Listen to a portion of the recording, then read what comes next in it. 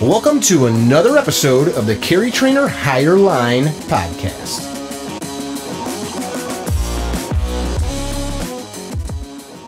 Hey guys, welcome to another episode of the Higher Line podcast. I've got my buddy Jack Carr on, the author, Special Forces Navy SEAL.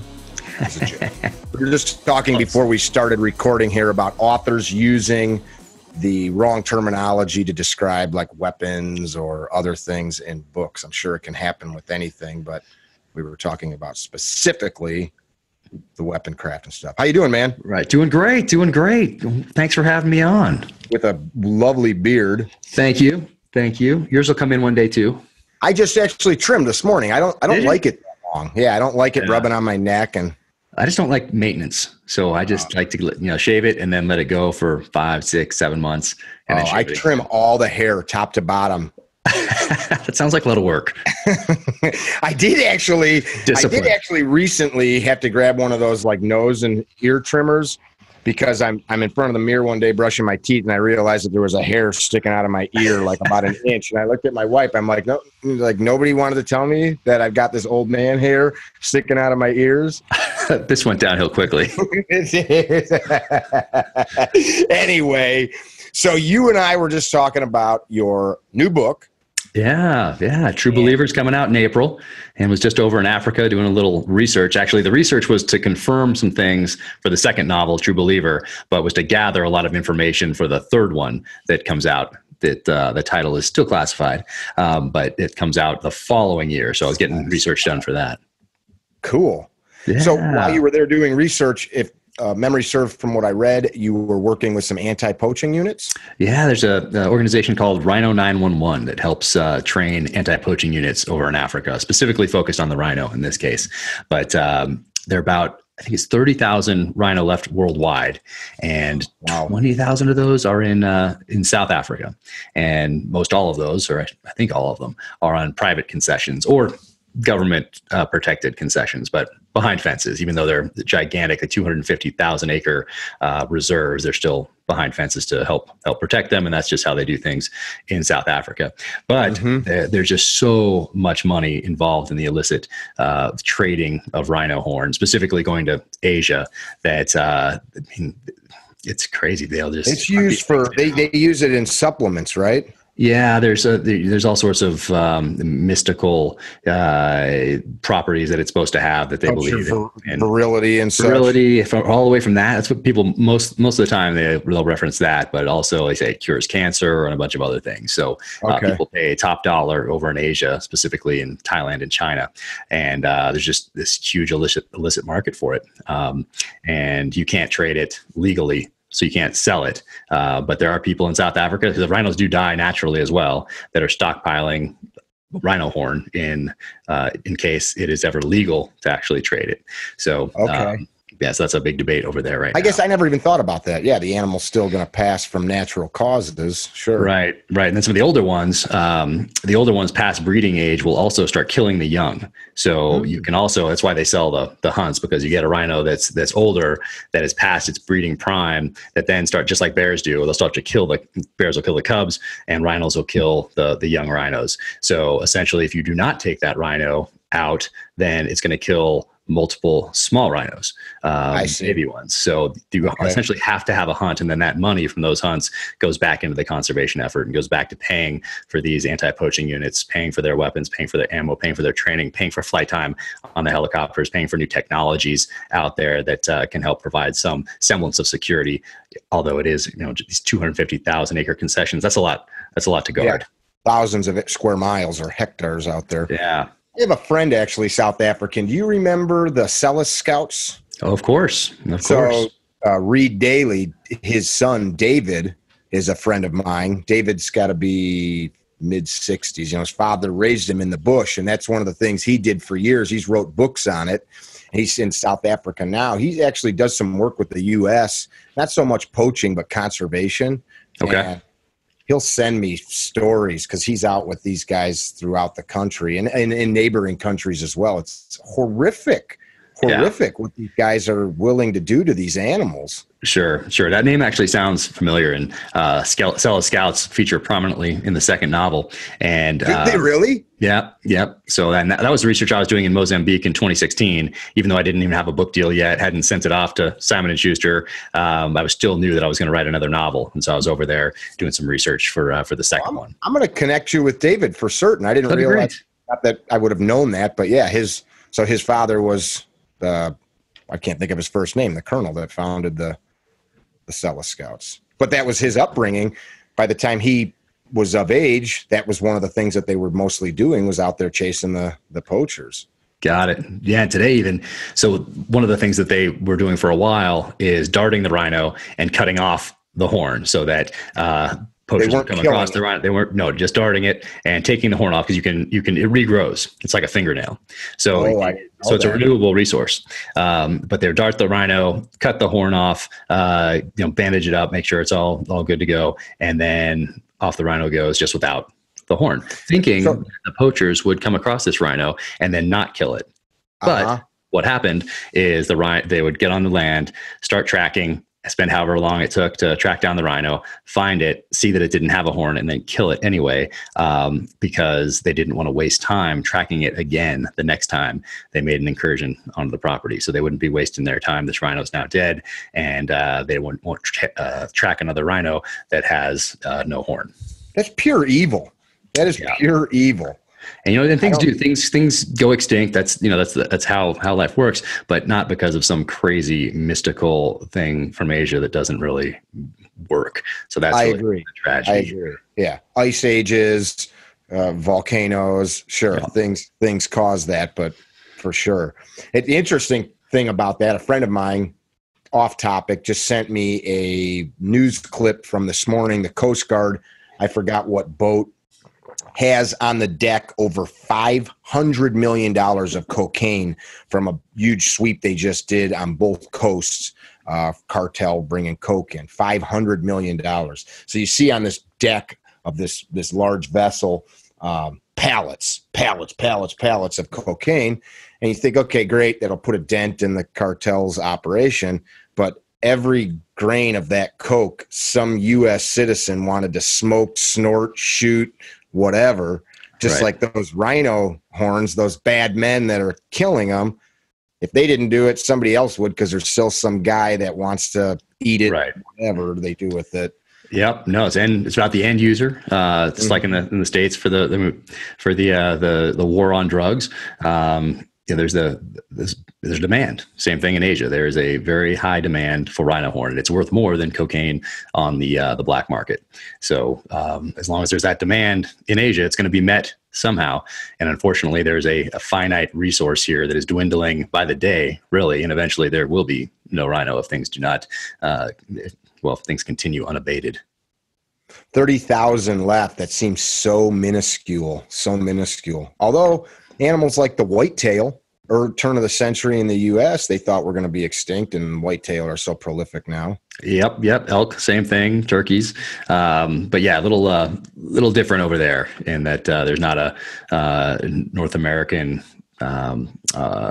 model of wildlife conservation in place. Right. It's a different deal over there, and then there is just endemic corruption at all levels. So from a gate guard on one of these concessions all the way up to the highest levels of government and everywhere in between. So there's just so much money. Sure. Okay. Yeah. So there's a video camera. There was one of those license plate readers right before we got there as part of the security setup, and somebody turned it off. And in went the poachers, and they walked right to a trail camera that that they then stole. They didn't know there was a GPS in it, so eventually they were caught, and one of them was killed. But there's a lot of money to floating around this system. What does a horn per pound per gram, whatever the unit is that it's sold by? I just fall back to the more than cocaine. Okay, it's expensive as all heck. Yeah, terrible. So what were you doing there besides gathering intel for your book? Were you also teaching these guys anything of what you know? Yep. So the private concessions really are the last stand for these rhinos. So there's more money to help train in a private concession because there's money in it for the people that own it, and they want to protect that resource. They want to protect that property. So I was over there helping train up an private anti-poaching unit on one of these concessions, and they hadn't trained with M4s before, so we trained them on M4s and AR-15s. And what were they using? You know, they, what did they, before? No, I'm screwing up the name right now. But it's a South African make that's a copy of the Galil. And okay.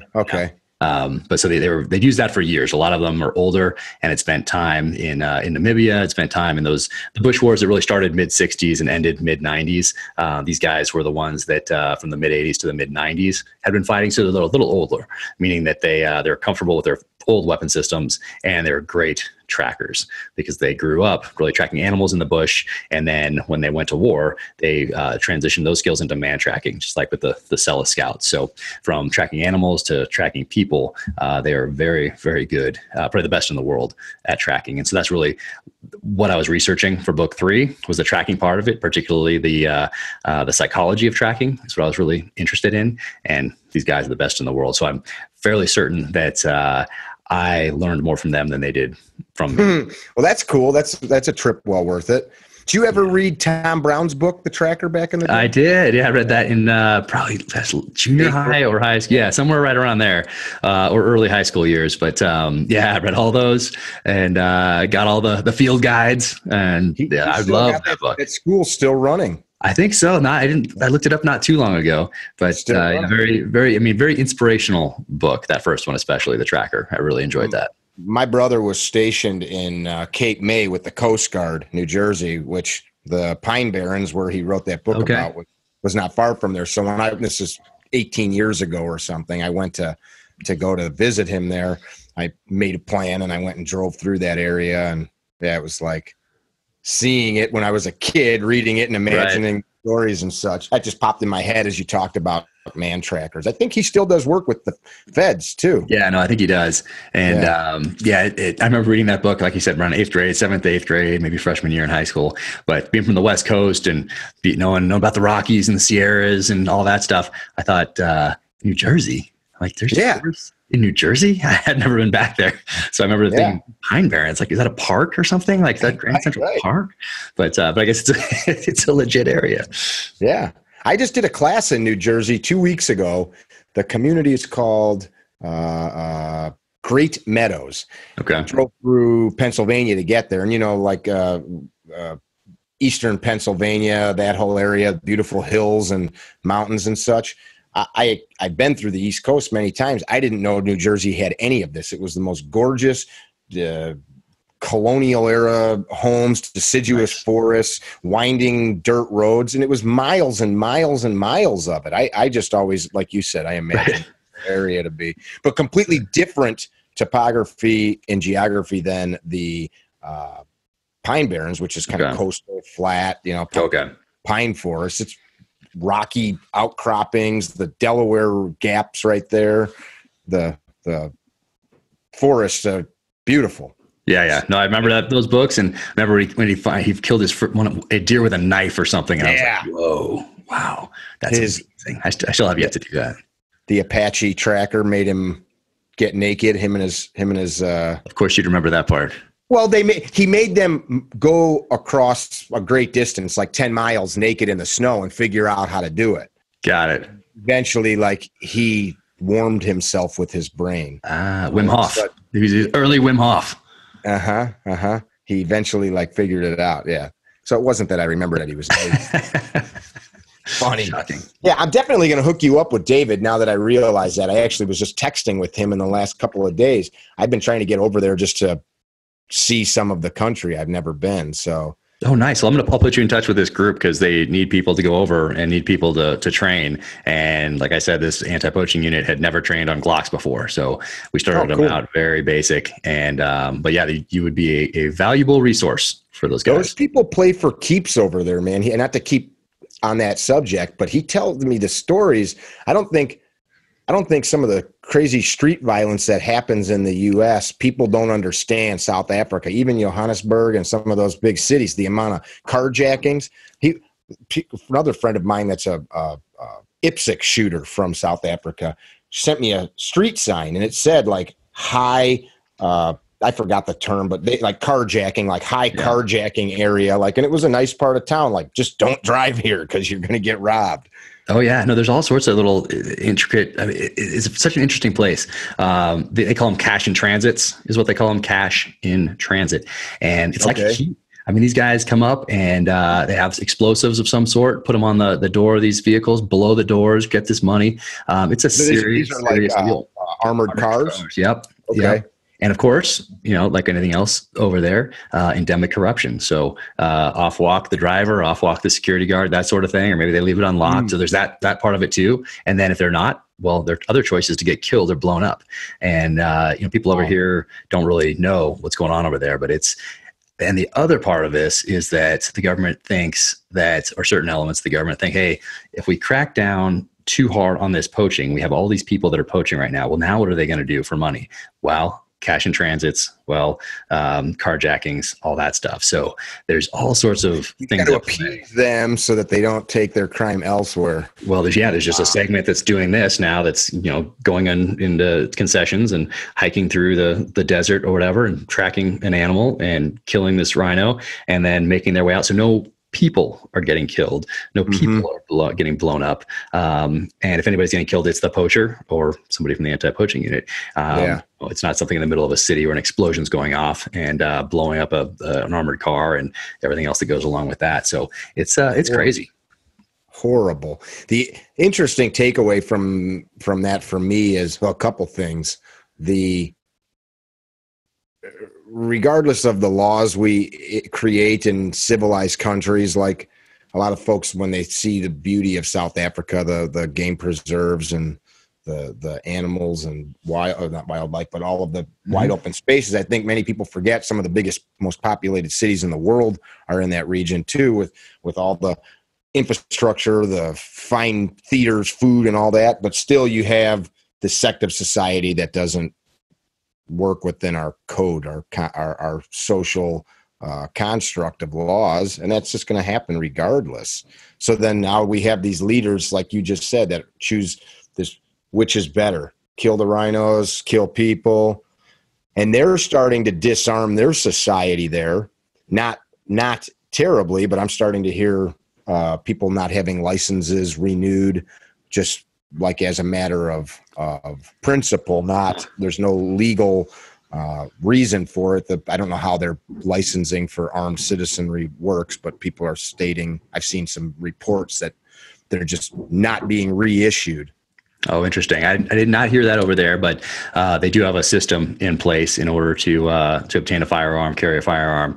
And I thought they were only allowed to have a certain number, but I realized that wasn't the case. They're allowed to have they just have to do the paperwork for it. And then once they have that paperwork, they don't care how short it is. They don't care if it's a 16-inch rifle or a 15.5-inch rifle, a suppressor or whatever else. It's like, to them, it's a gun is a gun, is a rifle is a rifle, that sort of thing. So they don't have to jump through hoops for all the little parts, but they do have to go through a registration process just to have one. But what it is, the government doesn't really care what it is, just that you go through the process and they know you have it.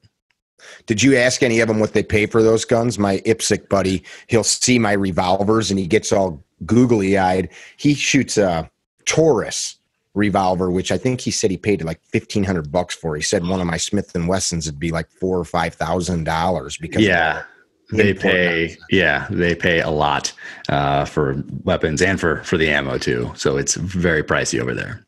Sure. Yeah. You plan to go back?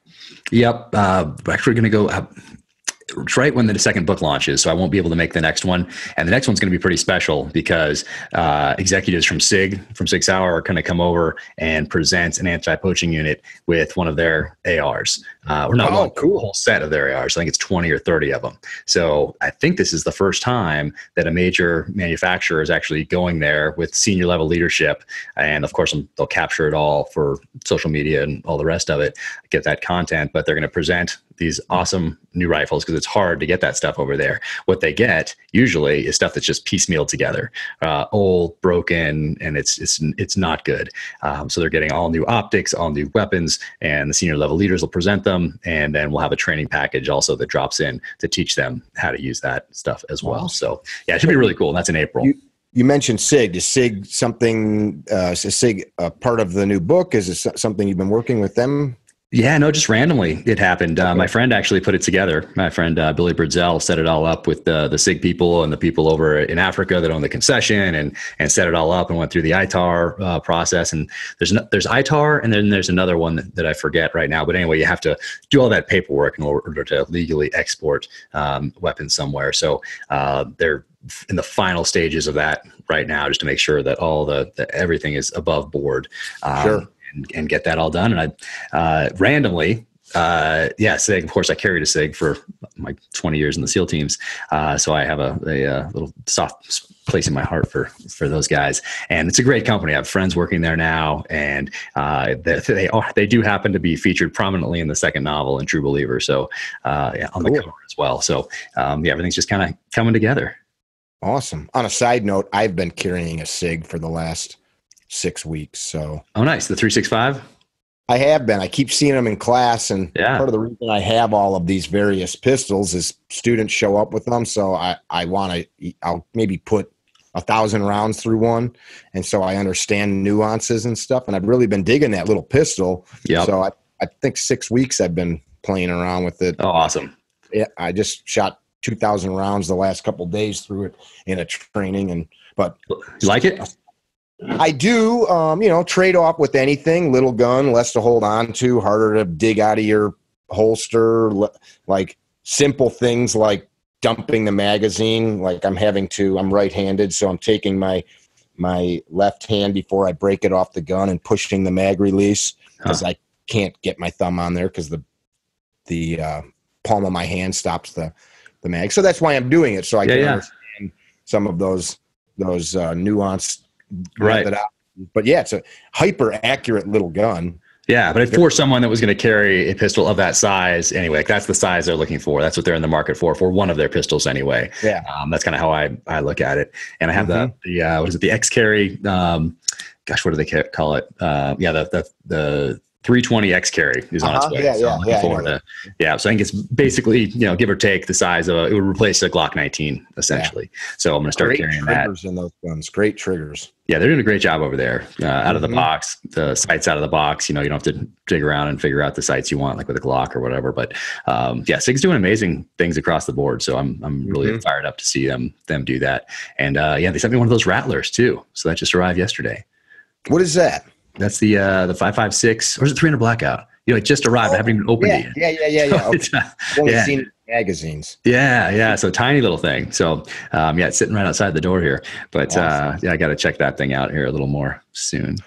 Let's talk about book 2. So book 1, what's it been, a year since it launched? March 6th it launched, so not quite a year. How awesome. So your first book comes out not even a year ago. It's made you famous around the world. And I was just telling you before we started, I go into airports and I look for the book, or I don't go to a lot of bookstores other than at airports. And I see your book and it's like, hey, that's cool. And now not even a year later, you're ready for book 2 and you're working on book 3, you said a moment ago. Yep. So working on book 3, editing book 2. So book 2 is called True Believer. And because of my past security clearances, like I did with the first book, I submitted it to the DoD. There's a department at the Pentagon called the Office of Pre-Publication and Review. And I just wanted to make sure, even though I think the intent is for nonfiction, really, if you read the regulation, if you've had the clearances that I've had, it doesn't specify. It doesn't specify that you should only send in nonfiction. So anyway, I wanted to make sure that I didn't give the government any excuse to come after me for anything. And I sent it in. And the first book, they were late by, I think, 2 weeks getting it back to me. They advertised 30 days. 2 weeks, I figured that's pretty good. In a huge bureaucracy like the government that is as inept as it can be, as inefficient as it can be sometimes. So I left those in, the redactions in the first book, all blacked out. And there weren't that many. There was 6 or 7 sentences, something like that. But that's awesome. Yeah, so I left them in there. Second book, I delivered it to those. Sent it in on the 20th of July. It's still not back. Oh, wow. So, yeah. So the government is now holding up. I figured, hey, give them a month, an extra month past their 30 days that they say they need it. But really, there's only about 3 chapters in the second book that directly relate to military stuff, maybe 4. And they've had this thing since June. And they sent it off to 4 other government agencies, and they won't tell us which government agencies they sent it off to. They're being very secretive, all for fiction. It's absolutely ridiculous. So I'm waiting on that, doing all the work I can on the parts of it that don't have anything to do with the military, like Africa and all that part. Mm-hmm. But I need to wait for them to get back before we can take the next step and get it to the publisher and have the publisher go through. They print galley copies or advanced reader edition for other authors, for viewers, that sort of thing, before it comes out. So we're kind of at a standstill, waiting for the government to get back to us. And luckily, I have a great team of lawyers that are on top of them, and also reached out to a senator to put a little pressure on. But man, it's so inefficient. It's just absolutely insane. And I think about the person that doesn't have those kind of resources, that doesn't have a law firm working for them, that doesn't have a senator that they can call. And like, what is that person supposed to do? They just have to wait. And it's crazy, especially for fiction. But anyway, I think a lot of the public doesn't realize that government employs like 20% of the population. Is it really? It's like 20%. If you look like from down to like the guy that shovels the road, the guy that transports salt to put on the road, all those little things. It's about 20% of our population is directly tied to government in some way, shape, or form. School teacher, the janitor at the school, the guy fixing the roof at the school, the people making the books that go to the school. It's a pretty intense amount of. I worked for him for 20 years. Yep, there you go. And no more. Better to be above board on that, because as you know, there's dozens of guys that have gotten jammed up writing books. They get the gold coins in their eyes and put the stuff out, and then they're a couple, not too many. I mean, it's a lot of people just did it as a matter of course, just published and didn't.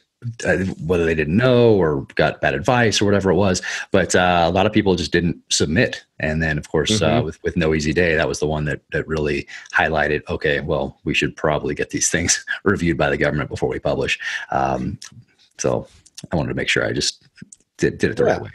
Yeah, that's I think that's a good thing. What can you tell us about the second book? Yeah. So second book, it's continuation of the first. So our protagonist, James Reese, at the end of the first book has killed the secretary. Well, I don't want to leave. I don't want to spoil it for anybody that hasn't read the first one. But anyway, don't ruin it. He's on the run. He's on the run, and he thinks he's dying. And so he ends up in Mozambique, where I did the research for the second novel. Ends up over there. So it really starts over there with him learning to live again and putting the skills that he learned in Iraq and Afghanistan and from his training in the SEAL teams to work as part of an anti-poaching unit as he's hiding out. And some events that transpire around the world lead the government to track him back down and bring him back in so that he can go find a former Iraqi commando that he worked with in Iraq back in the day and track him down because of some things that are going on in the geopolitical space. So I think I'll leave it at that.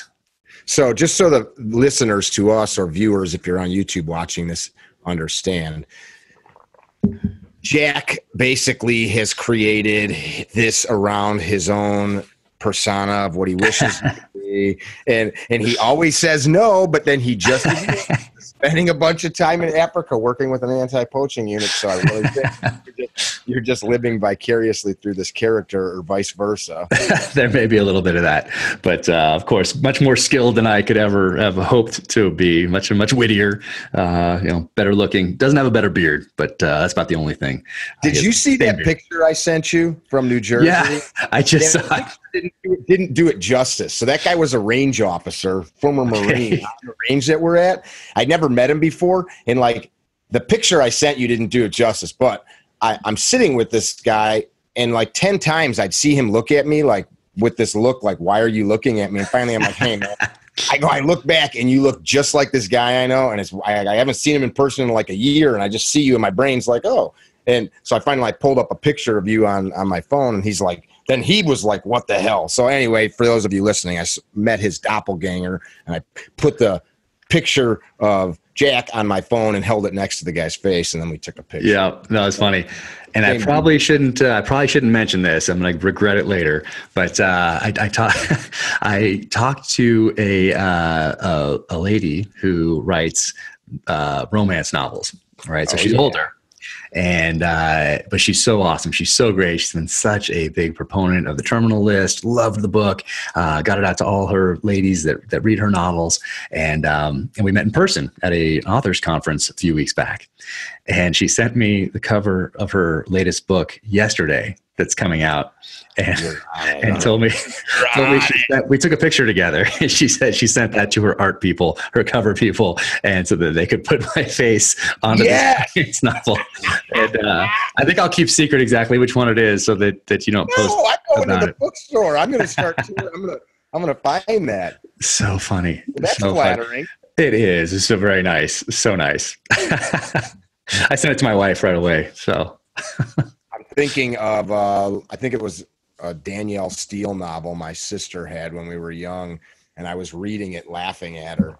And so now I'm just put your head in that character's. Some dude got tossed her down in the straw in the barn and the sunlight coming through the window. Yeah, that was Jack. Well, I'll say her name just because I don't know how many of your listeners are going to be romance readers, but Desiree Holt is the author, and she's great. She's so great. Great stories, incredible what she's done. But I think it comes out in the spring, so the next installment of her series. But she writes like 4 a year, maybe 5 a year. She writes a lot of books. That's cool. That's a lot of books. Yeah, there's a lot of demand for the romance novel. Finish one and you got to get right to the next. Yep. That's it. And they're typically shorter. So romance novels are usually about 60,000 words. Mystery is about 80. And then the political military thriller is about 100. So the Terminal List was, I think, 110,000 words. True Believer is longer. True Believer, I believe, is 140,000. So a little longer. Will the Audible version be read by the same gentleman that did the first one? Yep, Ray Porter, who did an awesome job. He has his own following. So I didn't know this before I started down this path, but people that read audiobooks, they have their own followings, and people will go and listen to things that even if they don't even know the author, they say, "Oh, this guy read the book, then let me listen to it," which is pretty cool. But Ray is just amazing, and as of right now, I think he's slated to do it again. So that's feels very fortunate. He's a great guy. Yeah, I read the book and then listened to his version of it. Other way around, I listened and then read it, and his inflection, the different accents and things that he gives to the characters is great.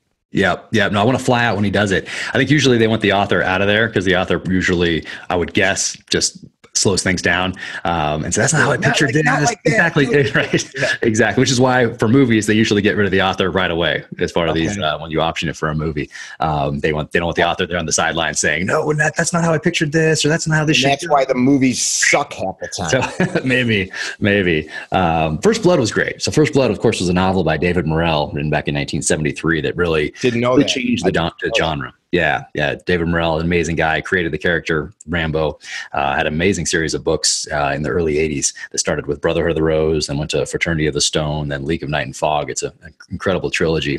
And I read those growing up, and it was one of the reasons that I wanted to become an author later in life, because of reading those kind of books. But I did think they did a good job with First Blood, which, of course, in the novel, well, I shouldn't say this for people that haven't read it. The novel ends differently, significantly differently than the movie does.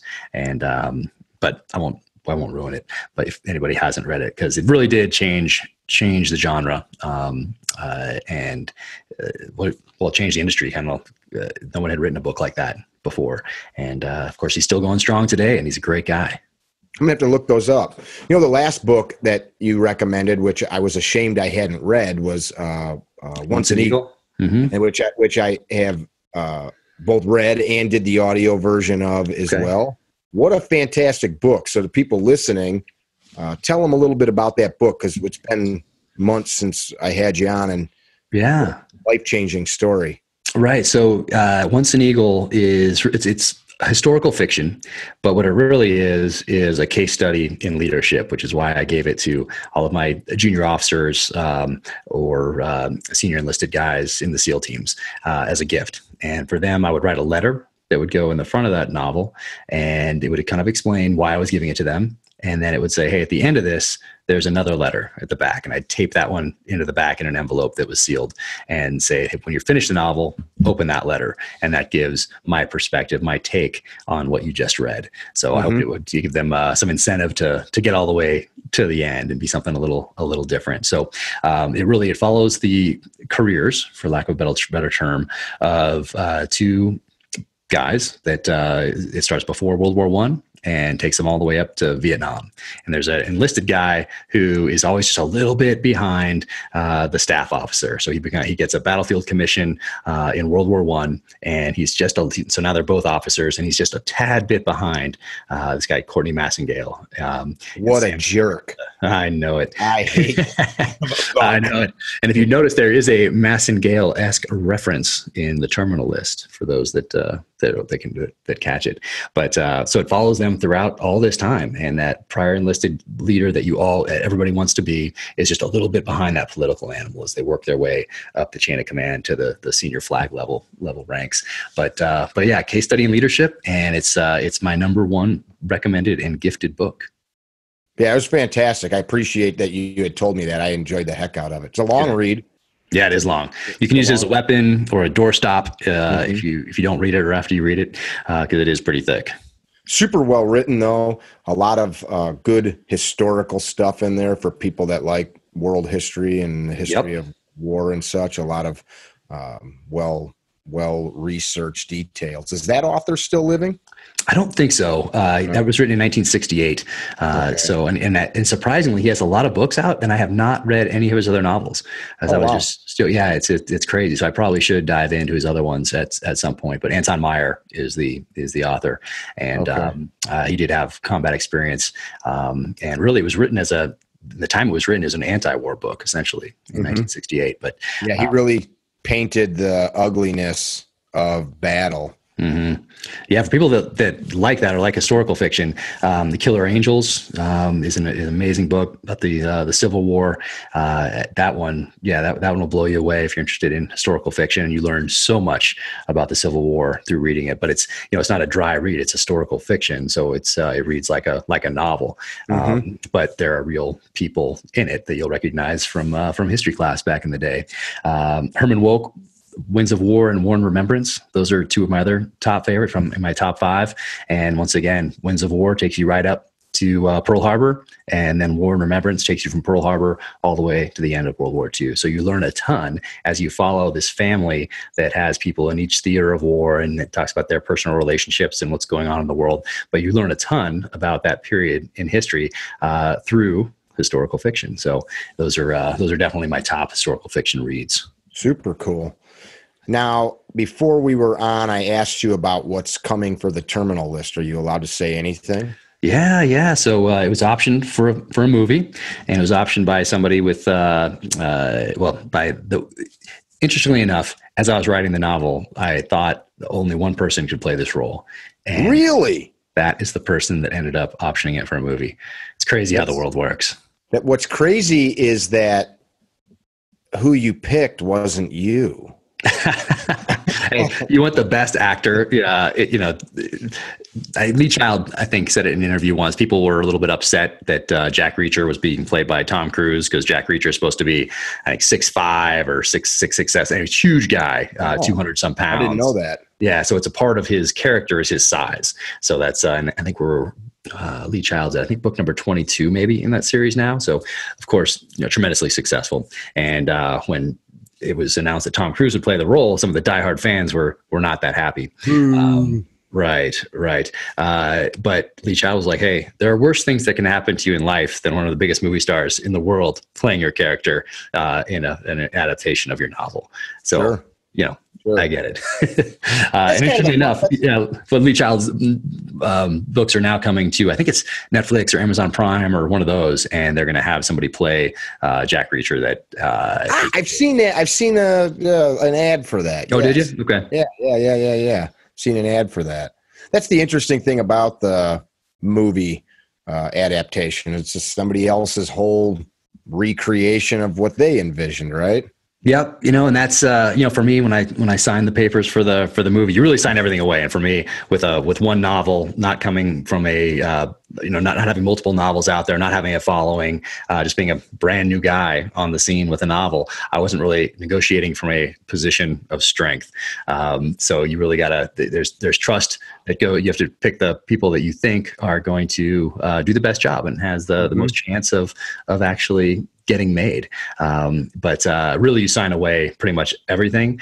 And for me, as long as they're getting best actors, best screenwriter, best director, best producers, that's really what I want. And, that is not something I know nothing about. I'll learn about it through the process. But as long as they're focused on getting the top guys in all those different verticals, then so be it. Thumbs up. Yeah, thankfully, there are some awesome people that do that, as you're stating, like Clancy's novels. I remember being a teenager going and seeing The Hunt for Red October in the theater. Like that was still great stuff. Those movies, and I don't think I ever read that book. I don't know how it compares, but you get it. Yeah, well, the book is, if you read the book first and are into that sort of thing, which I was, I think that book came out when I was in 5th or 6th grade. So I read it immediately. That's really when I started reading the more adult type fiction. And Tom Clancy was at the top of that list with Hunt for Red October. And then Red Storm Rising was the second one, then Patriot Games. And, obviously tremendously successful. And the franchise is still going strong with the Jack Reacher series on Amazon. Yeah. That's super cool. Super cool. So is there any timeline on that you know about, or is it just all in the works and things? Yeah, you never know with LA and Hollywood. So I'm keeping my expectations low. But so if they actually do make it, and then I'll be pleasantly surprised. But no, I feel very fortunate. I have a great team there, and there's always the chance it gets shelved because they're so they get distracted easily out there, from what I understand. But as of right now, as of yesterday, it was looking good. Okay. Well, I like that. I'm looking forward to seeing it. Although I'm afraid it'll taint my version of the character. And well, I think the guy that got it wants to keep it. He's at that stage where he wants something that is a little darker than the things that he's done before, and is all in as far as getting the tactics right. And, just because he's so just committed to the military of the United States, to the SEAL teams. He's all into that sort of thing. And so he's looking at this as an opportunity to learn all that stuff, learn all the tactics, learn all the shooting, learn the jiu-jitsu, and play a character that's a little different than something that he's done before. Awesome. So yeah, awesome. I think if they do it, they're going to knock it out of the park. Awesome. Well, it's going to happen. Look at everything you do. It turns to gold. Even that, I do feel fortunate, though. I don't want to jinx anything. How was hunting season this year? Did you get it? Was great, man. It was great. So I got invited to an incredible place out here in Utah, and got they like to keep it secret for some reason, though. But it's an amazing spot, and got a great elk. And then just returned from Colorado with my daughter, where she got, she's 13, and she got an amazing elk out there as well. So yesterday I went to Home Depot and bought another freezer. Oh, cool. Where were you at in Colorado? What part? So just south of Pueblo, a place called Colorado City, on two different pieces of land around there, to private ranches. And yeah, beautiful few days, got some snow in there. So we had some weather and really had to work for it. So, it was a great father-daughter trip.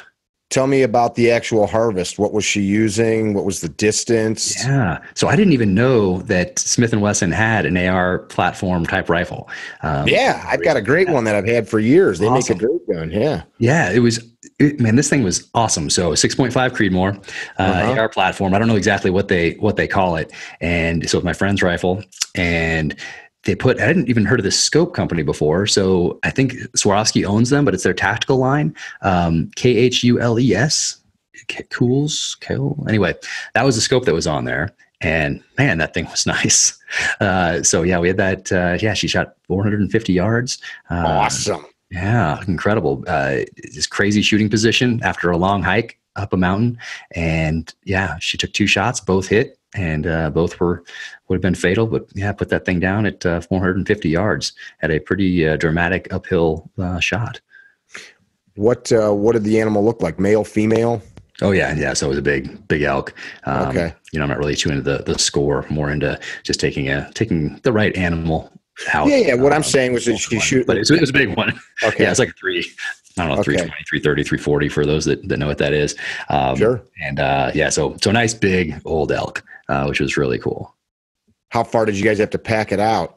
Luckily, not that far. So it did fall down this ravine. So we did have to go in there and get after it. Have a great picture of her with the antlers on her back, hiking up the hill. It's amazing. At 13 years old, the whole antlers and everything almost touched the ground. And that's a bigger than magic memory right there. Yeah, crazy.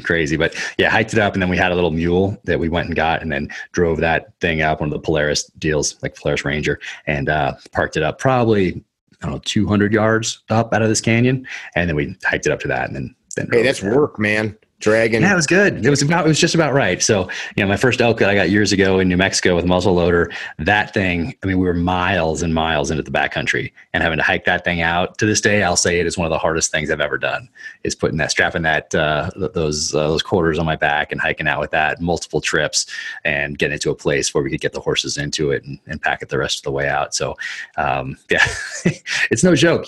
You need to train for that sort of thing. Those are cool stories. I've never hunted an elk before. I've hunted a lot of whitetail, and usually around here where I live in farmland, it's 10-minute drag back to a road or something. But one of my brother-in-laws is a big moose hunter, and he's got a story of this like moose that was back in some marshy bog, and they're walking like in waist deep slop, and it turned into like a 3-day process of them dragging this thing out. Oh, yeah. Worried about the meat spoiling, and now you're trying to keep moving to make it happen. You listen to those stories and you really appreciate all that goes into the harvest of an animal like that. Not just the trigger pull. I'm not sharing that with you, but more our listeners. I know you understand. Yeah. That pressing that trigger to the rear and putting an animal down. That's a very small part of the whole overall process: preparation and gear and tags, and then finding an animal. And then once you find it, hey, is that the right one? And then everything that comes after that, as far as packing it out and processing, and then getting it to your freezer, and then preparing it and sharing it with the family, sharing it with friends. So that pressing the trigger it's an important part that you need to train for, of course, because that's what you owe the animal that you're hunting, is to take it out as cleanly, effectively, and efficiently as possible, as humanely as possible. But the actual act of pressing that trigger is a small part of it. But I mean, you need to put the time in on the range, put the time in shooting off sticks, put the time in shooting off to different positions at different distances, and just knowing your capabilities and your limitations with your selected rifle, your selected weapon system. Kind of like with concealed carry, kind of like almost exact same thing. You need to know your capabilities and your limitations with that chosen weapon system. Yeah. You hear lots of stories. I used to work with our DNR here doing hunter safety stuff, and the horrible stories of people wounding animals, and whatever, there'll be another one. That's dishonorable at best. You guys are quite into the wild meats, right? If I remember you telling me in the past. That's pretty much all we eat is wild game, and really it's all we've eaten since I've gotten back from Iraq, my last deployment there. So for the last 6 years or whatever, has been wild game. Yeah, my daughter just really got into it, which was awesome, and I didn't push her in that direction. She just naturally gravitated towards wanting to hunt, and so we became a hunting family. Very cool. You guys hunt some birds too? Yep, we'll hunt birds. Pretty much, I can't think of anything we don't really hunt. And there's a great place out in Texas when we talk about training. Some people don't know, well, what do I do? Do I just go to the range and sight it in at 100? And then do I need to have a 1,000-yard range so I know if I can shoot at 6, 4, 3, 350? Sure. Well, there are places out there now that you can go that cater, and they're expensive. So it's not, it is tough. But the one I go to is called FTW in Texas. Sure. And they do an amazing job. 2 of my former sniper school instructors started the training program out there. Tim Fallon is the guy that started the whole program. Amazing. If I had some of the skills that I've learned since I got out of the military from those guys, because they're seeing every single rifle and scope and ammo combination you can possibly, the reticle combination, come through day in, day out. The courses are 2.5, 3 days. So they're seeing so many different combinations. So they know what works. They know what really doesn't. They know best practices, and they've dialed it in so that when you leave that place, you know your weapon system, you know your rifle, you know the ammo, you know your limitations, you know your capabilities, and you can dial for distance, everything from 150-yard increments all the way out to the max effective range. And then you also have holds based on your individual reticle. And so you can hold for those distances as well. And I can't say enough good things about going out and training at FTW. Yeah, for hunters out there that, you know, if you're going to take a 50-yard shot, 100-yard shot or whatever, you can maybe do that on your own. But if you're looking to go a little farther or to test yourself or just want to know what your capabilities are, then going to a place like FTW is highly recommended. Nice plug. How do they find them? You know, put an FTW on Google, FTW, okay. And then they'll have and they have the website there. And but yeah, great guys. I was just with one of our co-friends down at Reveille Peaks in Reveille Peak Ranch in they're in Burnett. I don't want to say his name on the recording, but one of the guys that you used to work with works down there, and that's what we were doing. I brought my 308 down there to screw around a little bit. I had a class down there. We ended up shooting a pig while I was there, which was fun. They got so many hogs. We're out. I think they have a 800 yard range, and while we're out running ammo, out come the pigs. So he's like, "Take one." Okay. Oh yeah. Pigs are a bit of a problem these days. I forget how much damage they cause, but it's some crazy number as far as the amount of damage that pigs cause every year. So my son and I did a nice hunt in Texas last year, and I started reading about it after that, because these farmers, I don't want to say they were disrespectful, but it was on the verge of the disrespect to the animal. And I asked one of them, I'm like, "Hey man, like, you know, what's up with that?" Like, it was almost like disdain. And the guy said, "You have no idea what these animals do." So I started researching it. Just Texas alone is billions of dollars of crop loss, property damage, predation of other species of animals as well as livestock. People don't realize spread of disease. And it's bad. It's a bad deal, particularly in Texas. Florida. So and they're getting everywhere. Like, I think coyotes now are in every single state. I think I read that recently. So downtown LA, you get those all over the place. So anytime that there are, you know, humans encroach on wildlife habitat, there's going to be that human and wildlife conflict that needs to be managed in some way, shape, or form. We're lucky that I think I've told you about that hunting operation I'm involved with in Lanai, Hawaii. A partner out there. Oh, yeah. Luckily, we don't have hogs on Lanai, so it's only axis deer, mouflon sheep, and a ton of Rio turkeys. But the other islands have pigs, and I'm not sure if they are, how much of a problem they are on the other islands. I'll have to check that out. I know that just cows on Maui are a problem, and they're eating through that vegetation. That was what I was going to mention. So I think you had told me, and somebody else had told me, the wild cattle. I didn't realize that there was wild cattle in Hawaii like that, but they're all over, right? Yeah, I'm not sure they're wild or they're just, they're not wild, but they're feral.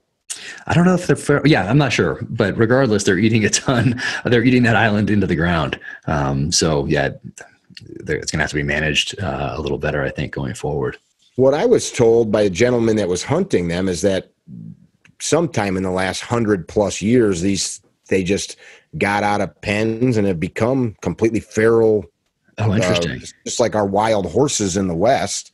And so there's somebody had sent me a picture, and it was like him and his son holding up the head of looked like a longhorn steer or something. Right. Like, is this a joke? Did you go you went and killed a steer, and he's like, "No, this is such and such species. They're wild," and I don't remember which of the islands, but in Hawaii. Interesting. I think I did hear that a while. I think Steve Ranella from Meat Eater mentioned it at some point. So, and I think that's the first time I ever heard of a wild cow. Well, when you don't have anybody, like you said, there's human populations not out hunting them, and then there's no predators there that can take an animal that size. Yep. Yeah, and that's why I have so many axis deer on Lanai. There's, and they came from India, and then the Mouflon sheep came from North Africa in the 1850s. One of the Hawaiian kings bought them and brought them over, which is why they're all over the Hawaiian islands. But there's they didn't bring the tigers over along with them that were hunting them in India. Right. They're a little skittish because they have that in their DNA, which is pretty cool, especially if you're going to try to hunt them with a bow, because there's so many of them. If you screw up a stalk or the wind shifts or whatever, then you'll have another opportunity, because there's just so many of them out there. How big is an axis deer? Like, what's an average body? I think like whitetail-ish, you would say. Right. So, but they have that different body with the white spots on it, and their antlers are a little different, a little higher.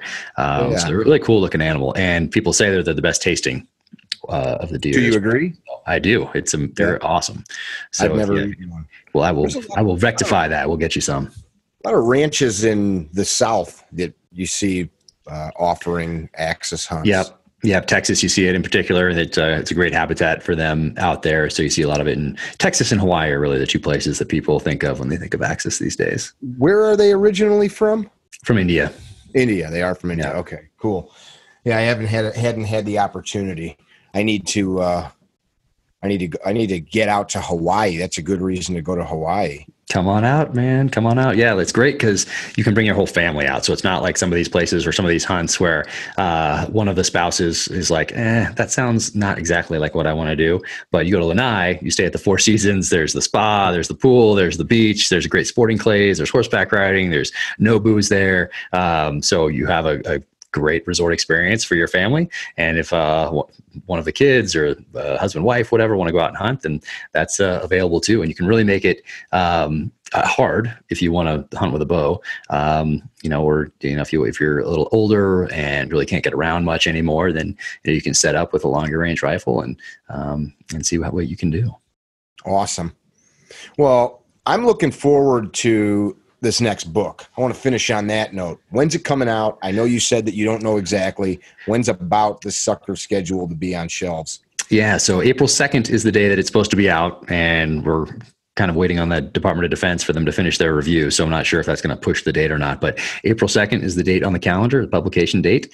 And between now and then, we'll get the review done and probably leave in the redactions. This time I'm going to appeal though. So there's an appeal process that takes about a year. So if they redact, last time I just said, okay, I'll keep those redactions in. This time I'm going to appeal so that by the time the paperback comes out, if we've won some of those appeals, then the paperback won't have those redactions in.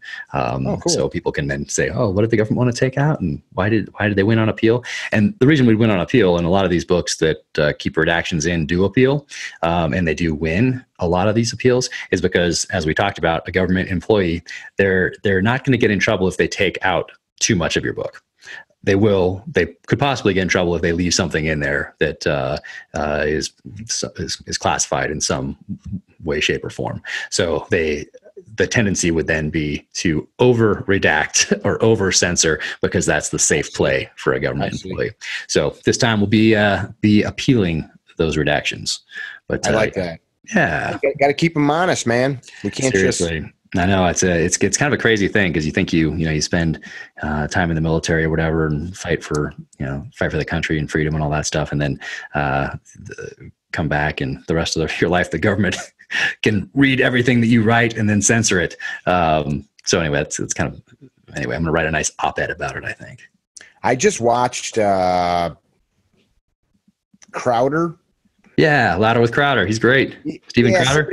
Somebody sent me a link last night, and he does some work with Walther Firearms, who we work with. That's who sent it. Oh yeah, I saw that on his desk. I did a podcast with him, and I saw the Walther thing on his desk. Walther, Vince Mann, one of their marketing guys, sent me a link, and just because he knows I'm into politics, and he's out on a college campus, and he's talking about.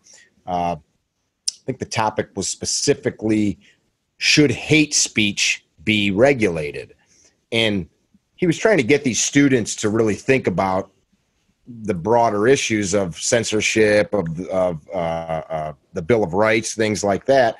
And he's trying to get them to hone in on really like simple things like, what is hate speech? And I don't want to try to make this about hate speech or not, but of course everybody agrees like we should be nice to each other, not hate each other.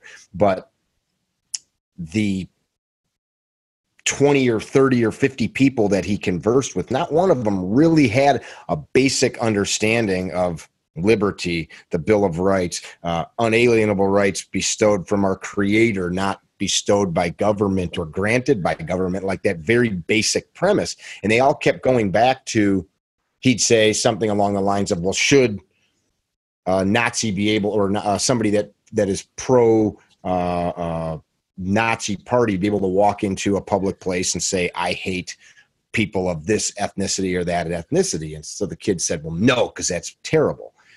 But that's not free speech. And so they kept coming back to this idea of, well, it could be hurtful and it could incite people to violence.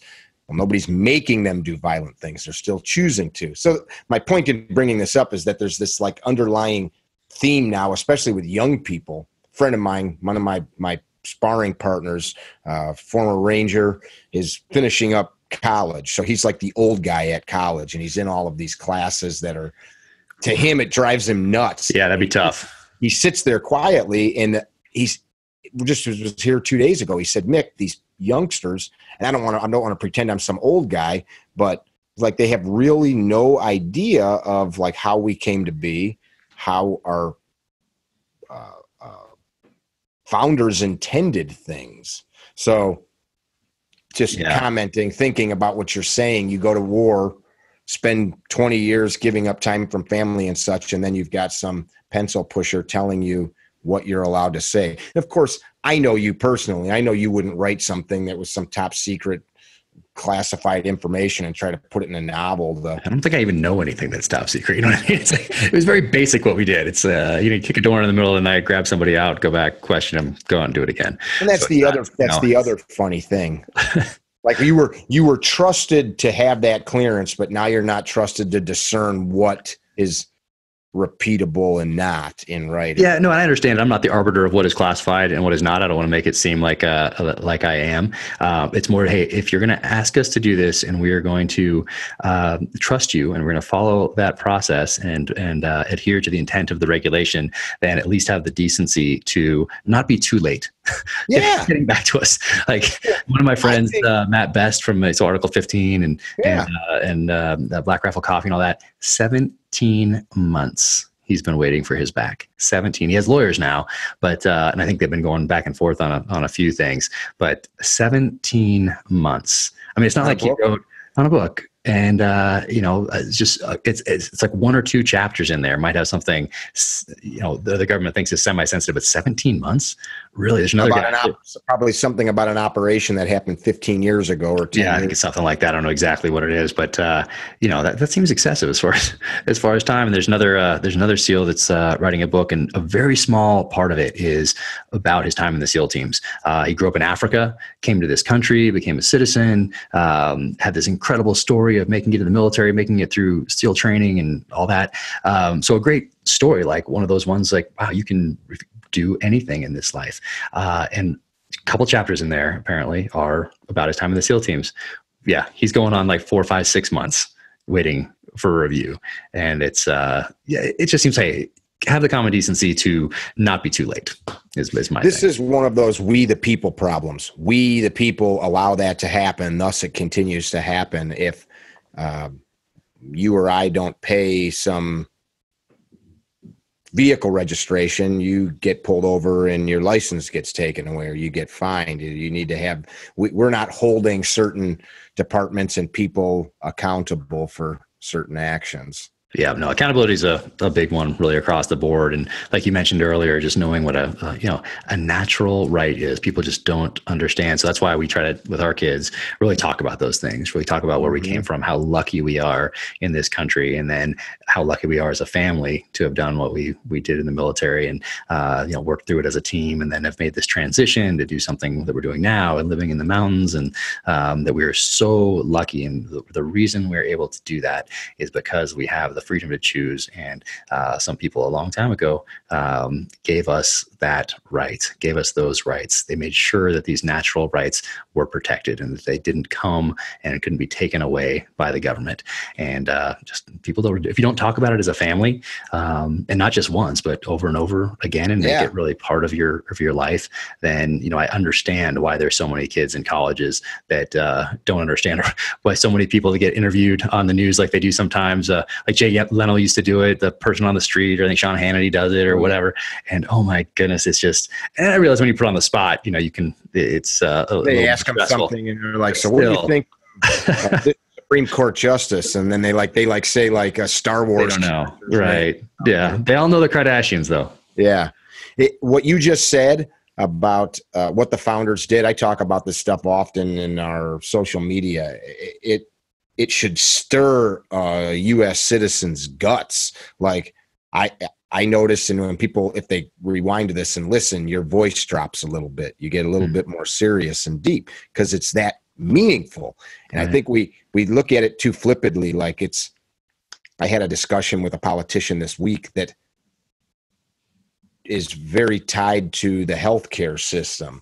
And he's like, well, you know, like we owe people this. And I don't want to talk about whether or not the government owes people healthcare, but now we have this vast amount of people that truly believe government exists, or that we the people exist to support you or me. I'm not even talking about social nets. They have forgotten that the whole premise is just to have a place that we can become a Navy SEAL, an author, a father, a hunter, whatever you want to be, without government preying upon you and squashing you.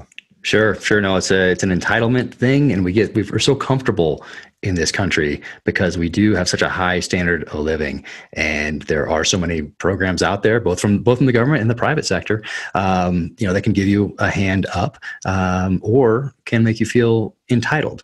You know, the founding fathers gave everything for us to be free today. They gave their lives, their sacred honor. And, you know, we're kind of squandering that today because we are so comfortable.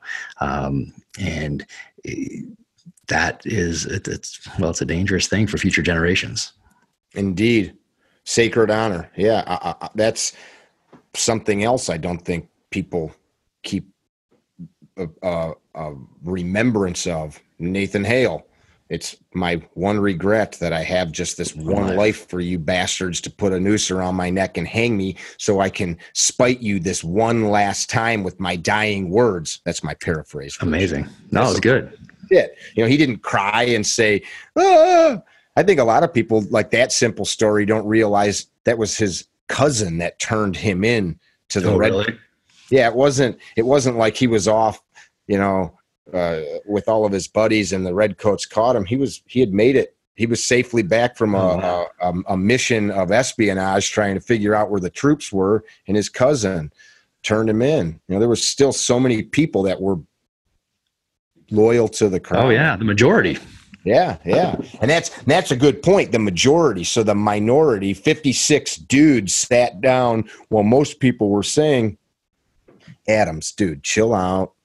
Let's just go over to the pub, get a pint or two, talk about this. And those guys are, hey, man, our brethren's out there in the fields right now dying, and we're sitting here deliberating on whether or not to do something. Yeah, no, there's and went on to defeat the greatest army and navy the world had ever known up to that point. Incredible.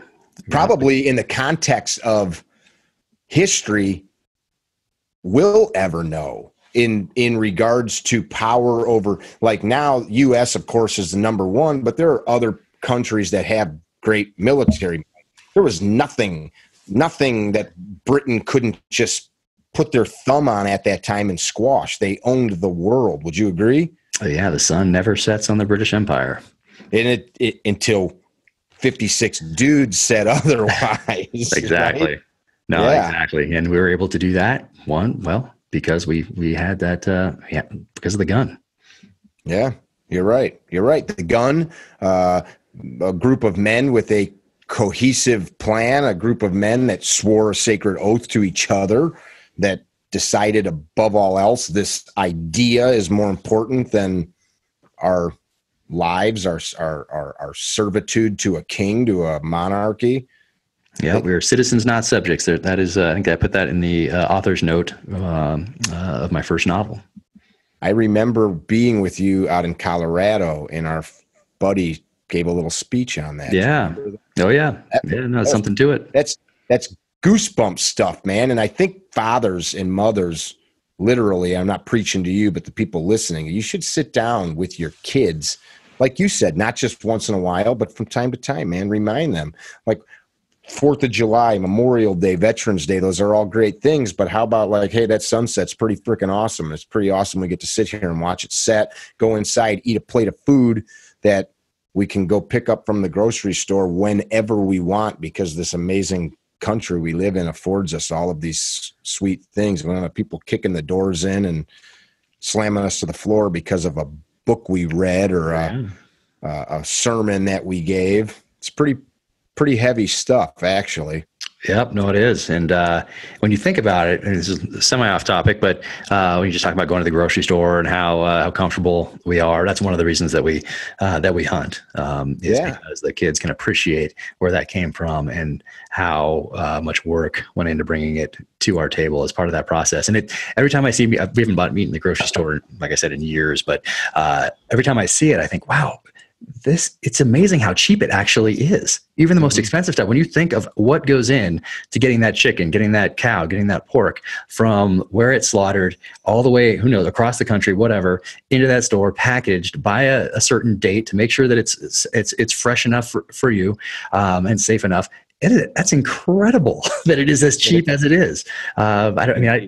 It blows me away every time. We raised animals growing up. And like our farm market here, we've got a wonderful farm market. You can buy a local raised chicken that they usually slaughter a few days before the market, and it's cold packed, and it's $13, which seems like a lot of money because, as you said, you can go to the grocery store and buy a whatever Tyson chicken for $5.99 on sale, and it's crazy. Even $13. Somebody had to take that little poult, stop it from getting eaten by hawks and owls, get it to adulthood, de-lice it from time to time, feed it, and then eventually process it and get it in a package. It's pretty intense. And all those people had to be paid somehow. Then they had a truck or something had to take it across the country. All that gas and everything else, the person being paid to do that, and then off to your local store where those people are being paid as well. Put it on the shelf and make sure. There's a lot that goes into that. I think, my personal opinion, sometimes the spoiling a kid. They grow up to be a spoiled adult, and I think we've been too spoiled.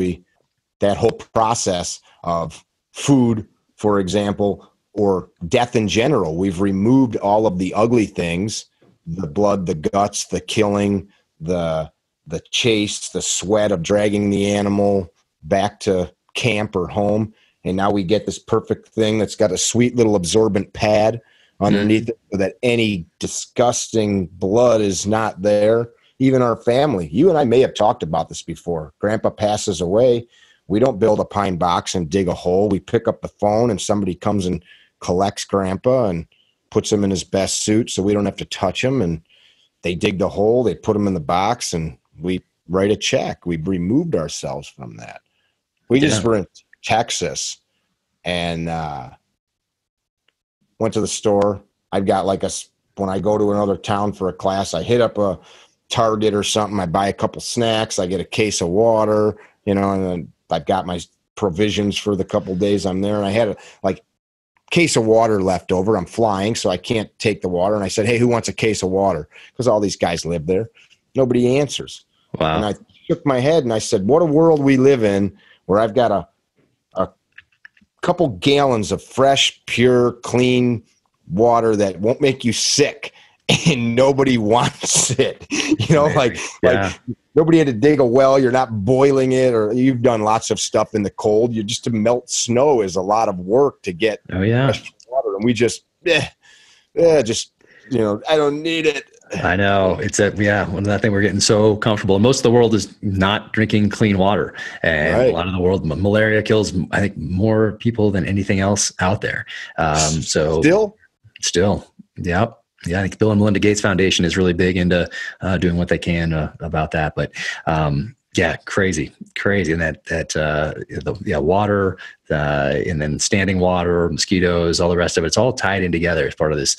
If you've heard the term ecosystem thinking, where everything is interconnected, and every one thing affects the other, and we're going to have humans, you're going to have human wildlife environmental type conflict, and with so many people today, I think the amount of people in the world since 1945, I think, has tripled. It is for sure doubled, and I think it has tripled. And that is incredible to think about. Just since the end of World War II, how things have gotten really throughout the world so much better, but particularly in a few of these countries that whose populations have exploded. But yeah, doubled, and I think tripled since the end of World War II. That's amazing. We still have to feed all those people, get all those people clean water. That absolutely blows my mind. Yeah. I just read a study about the population boom, and this person that wrote it, I can't remember who it was. Their synopsis is that we're about to see a steady decline because Europe, Asia, many places are not reproducing at all like they were, and they've tracked the reproduction of families through even the U.S. My family had 11 kids. I had 2, and now my siblings are not, some of them are grown adults without any. Yeah, no, there's certain segments are reproducing within countries that I think France, Russia, which I bring into in book 2, that population decline of what people would think of as traditionally a Russian citizen, that works into the geopolitical background for book 2. There's a great book called The Accidental Superpower that talks about how geography has played such a role in why certain countries are a superpower at a certain time in history. So the Nile, and you have Egypt, and why Great Britain at that time, and why it was us, but how geography really plays a role, and then why some are now declining because of that, some of those same factors. So I wrap that into book 2, and we have a bad guy in there that's a Russian that wants to kind of reverse that through some actions that he takes. So interesting. Yeah, so I like working all of those things in, the things that I studied over the years, from the is where we were going, what we were doing, our enemy, terrorism, counterinsurgency, insurgencies, and working all that stuff that I studied for the job, into these future novels. So for me, it's nice to be able to confirm some things that I've spent the last 20 years researching. I like that. What's your takeaways from the last 10 minutes of talking? What can an individual do besides just lament the fact that our society appears to be in decline by watching the media? I don't think that it is, but I have my thoughts. What are yours? Yeah, so the end of it is, it's all about those kids. It's all about how you raise your kids, your relationship with your kids, how you bring them up. So you can either bring them up entitled, and in a way that is, they're not going to appreciate some of these things, not understand why we have the freedoms that we do. And if you do nothing, that's what they're going to get. That's what they're going to get from everything they're watching, from things from schools typically. But so you're going to have to take an active role in raising your kids. And I think getting outside with them, getting them around firearms, whether it's at the range or it's out hunting, then they're going to learn about responsibility. They're going to learn about independence. They're going to learn about self-reliance, and all those things are going to make them a better citizen going forward, and then make them better parents to their kids. So if there's one thing that my takeaway from the last few minutes of talking is really about spending that time thinking about how you're raising your children and what kind of citizens they're going to be based on how you raise them. So I'd say giving some serious thought to that, and talking to your spouse about it, and figuring out what kind of kids you want to raise. So that's that'd be, I think that's the most important thing, is that it's all about that next generation. That is patriotism at its core, as far as I'm concerned. Yep. No, absolutely. They're the future, and obviously what transpires today affects future generations. So if we want them to grow up enjoying some of the freedoms that we did, and have the opportunities that we did to make this country and this world a better place, then it all starts with those kids. I couldn't agree more. my only add to that, which is not what I asked you, but I'm going to add it anyway. Those of you listening that didn't grow up with parents like Jack can form your own viewpoints like that. You can start to change the way that you see the world. You can start to change the way that you interact with the world. You can start to change the output of your life, because that's really the measure of your life, what you put out into the world. So you can begin to affect the community, the job place you're in, your home in that manner, even if you don't have kids, even if you're past that age or pre-age, right? Yeah, and I think we talked about this last time, but going back to Once an Eagle by Anton Meyer, there's one line in there that really stuck with me, and it has to do with character, because really the book is essentially about the character of leaders, and if you have that character, really your reputation takes care of itself, because character and reputation are two different things. But there's one point where Sam Damon, who's the protagonist of the story, is talking to his son, and his son asks him a question, and he says, "Hey, you can't help what you were born, and you might not have much to say about where you die, but you can and you should live the days in between as a good man." So I think that really kind of really sums up character to me anyway. I like it. I like it.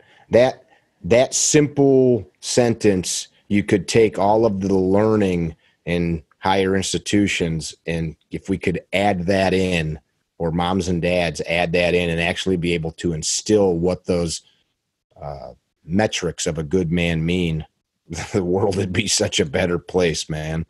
That's it. Yeah. So I try to fall back to that. I mean, a lot of times people say character is what you do when no one's looking, and that's kind of the fallback that people go to. But I think that Anton Meyer hits it a little more and a little deeper with that sentence from Sam Damon. What you just said, that's usually what pops in my head, because that's the oft repeated. Yeah. So reputation, then. You said they're different. Reputation. Yeah. Exactly. So your reputation is not your character. Your reputation can be, manipulated. A lot of times it is through agents and managers from people in the media and quote unquote celebrities. But really, your character, if you see to your character, then that reputation takes care of itself. So, I tried to keep that in mind in my time in the military. I wasn't your reputation is a huge thing in the SEAL teams, and in the military in general, I would guess. But really, if you're not worried about your reputation and just see your character, do the right thing, care about your guys, give everything you possibly can to the mission, then that reputation just takes care of itself. I like it. That's good stuff. That should be written on the doorposts of schools. Oh, thanks. Hey, man, I appreciate you taking the time. We could chat all brother. day. I love it, man. It's great talking to you, and we hope we can meet up in person again one of these days soon. It's been too long. Love to get on the range with you, and spend some time doing that. I'm going to blast you an email when we're done with that contact information. I'm going to link you up with David Reed Daly, so you guys can connect. And I'm also going to get whatever beard oil is causing you to have. No beard oil. I've had people try to do it to me, but I think that's just too hipster for me. You know what I mean? What I was going to suggest is it's got to be some kind of thickness growing compound.